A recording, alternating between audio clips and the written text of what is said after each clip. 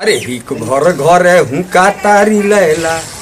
अरे हिक भर घरे हुका तारी लैला, ऊखी में मजनू लुकाइल बा। नमस्कार, हम पुरुषोत्तम मिश्रा आप सभी जनता के अपन चैनल अनोखी खोज भोजपुरी में स्वागत करतनी। आज हमनी के आइल बनी जा भोजपुरी के सुपरस्टार गायक राधे श्याम रसिया जी के यहाँ। तो आई जानल जा राधे श्याम रसिया जी के बारे में खुद उन्हीं के जुबानी। रसिया जी, स्वागत बा हमार चैनल अनोखी खोज भोजपुरी में। देखिए, सबसे पहले हमार जितना जनता जनार्दन बा वो सबके चरण छू के प्रणाम बा। आ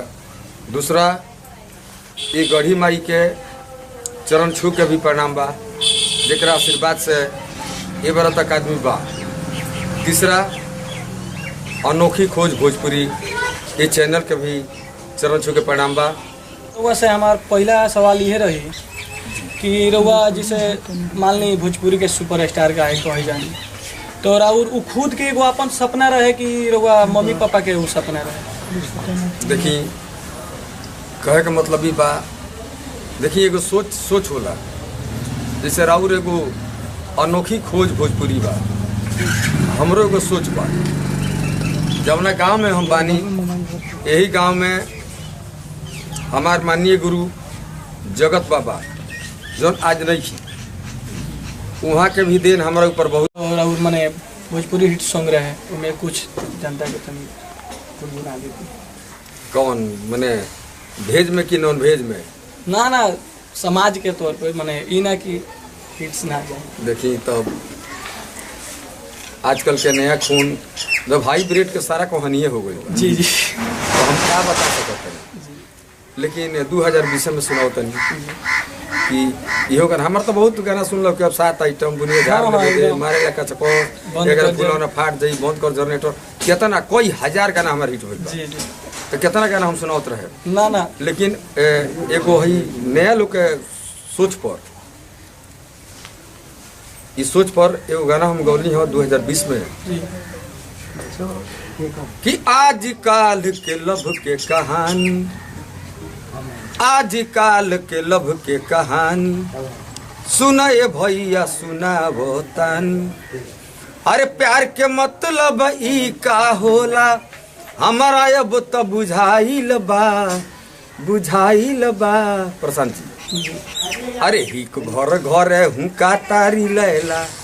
अरे हिक भर घरे हुका तारी लैला, ऊखी में मजनू लुकाइल बा। हिक भर घरे हुका तारी लैला, ऊखी में मजनू लुकाइल बा। बीच में राउ जैसे निर्गुण भी बहुत में एगो निर्गुण हम सुन रहनी, उधो जी कौन काम,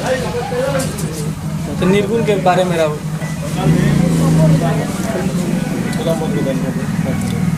अच्छा, उधो जी कौन काम बा? जी, निर्गुण। ये कैसेट के नाम है जहिया सजनवा। हाँ, ये बहुत बढ़िया हमारा निर्गुण चलल, आज भी बाजेला। तो ये काम रहे। एक बार भगवान कन्हैया से गोपी लोग कहता, मैं कुछ प्रश्न कही, कुछ बात पूछल कि उधो जी अरे कौन काम बा बिगड़ल बात बनावला के। उधो जी कौन काम बा बिगड़ल बात बनावला के, अरे गोपियन के डहकावला के ना, गोपियन के डहकावला के ना। देखिए और गोपी लोग का कहता, समरू निमन काम न कैला निर्दया, अरे निर्मोही तू भइल। समरू निमन काम न कैला निर्दया, अरे निर्मोही तू भइल। अरे उधो जी कौन काम बा भसल घर छावावला के। उधो जी कौन काम बा अब भसल घर छावावला के, आ गोपियन के डहकावला के। जैसे कि मान ली रउआ से बाद के सिंगर सब आज इंडस्ट्री में हीरो भी बन गए, फिल्म भी बनाते हैं। रउआ के अभी तक माने हमनी के कोई फिल्म में साइड से देखले बन गंगा पुत्र पवन जी के साथ रहुआ फिल्म कोई आपन कोनो पर्सनल फिल्म अभी तक रहुआ ना देखिए हम बहुत पिक्चर में साइड साइड निशन आई जौन गंगा पुत्र पिक्चर में हमारा पवन सिंह जी के ये पिक्चर में वहाँ के रोल आधा के बाद आधा के रोल हमारा यानी वो पिक्चर के दुइये हीरो बड़े जी ओकरा बाद से दूसर का पिक्चर कसम बा तोहरा प्यार के एगो फिल्म बा जौन जी यही गांव बस जिला के अनिकेत बाबा हैं वहाँ के डायरेक्टर हैं वहाँ के हाथ में पिक्चर बा जौन सिंगल हम करतनी आचरा के छाव में जवना शूटिंग 75% हो चुकल बा तो बीच में लॉकडाउन आयल हो लॉकडाउन के बाद खरमास आ गई अब खरमास के बाद ठंडी जब खत्म हुई तब ये हमारा आचरा के छाव में आई एगो पिक्चर इहो फाइनल आई हमरे ओमे केहू नहीं खे आई एगो फिल्म आई हमार सिन्होरा जी तो लास्ट में रोज से हमारी ये एगो सवाल रही जी कि जौन एबरा के नया जनरेशन के जो सिंगर बड़े वो सबके रोवा का संदेश देना चाहते हैं? देखिए हम कहब कि नया सिंगर लोग खतरा खास करके हम भी कहब कि गावो लोग कोनो दिक्कत नहीं है लेकिन कोनो गाना उठा के कुछ गा दे ये तो बात गलत बा तो ये गलत बात बोल रहे बा हमने गौल सर कोनो गाना जैसे हमारे गाना बा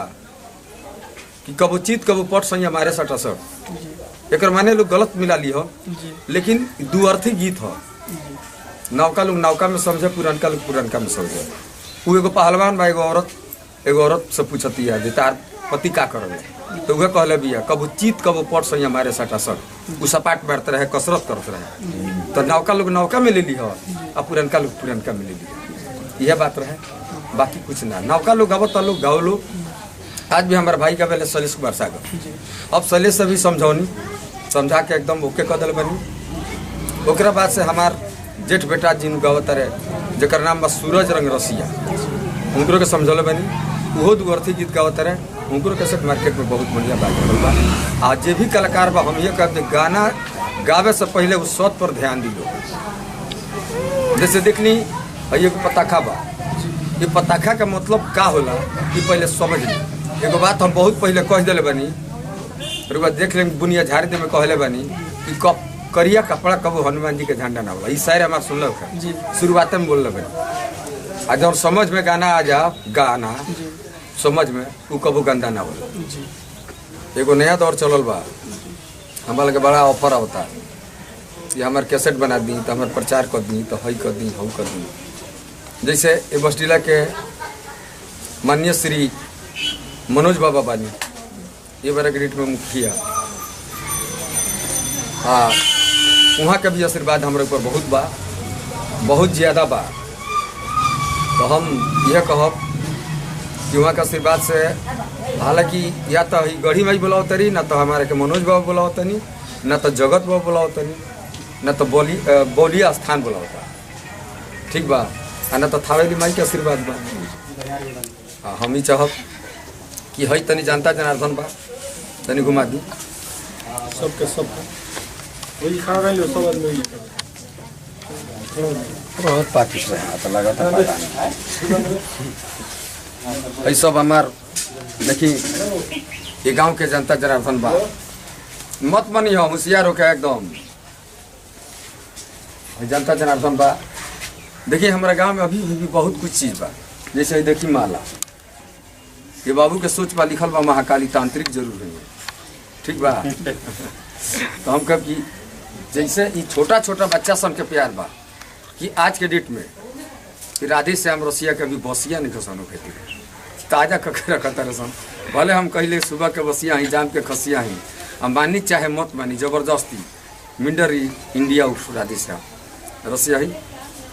ही राउल अनोखी खोज भोजपुरी ये चैनल के भी नमस्कार करतनी ये बसडीला निवासी के भी सबके नमस्कार करतनी और खास करके गढ़ी माई के चरण छू के प्रणाम करतनी बहुत बहुत शुक्रिया हमारा चैनल से जुड़े खातिर तो ऐसा ही आशा ना विश्वास बा कि ऐसा ही लेटेस्ट इंटरव्यू देखे खातिर हमारे चैनल अनोखी खोज भोजपुरी के सब्सक्राइब करें।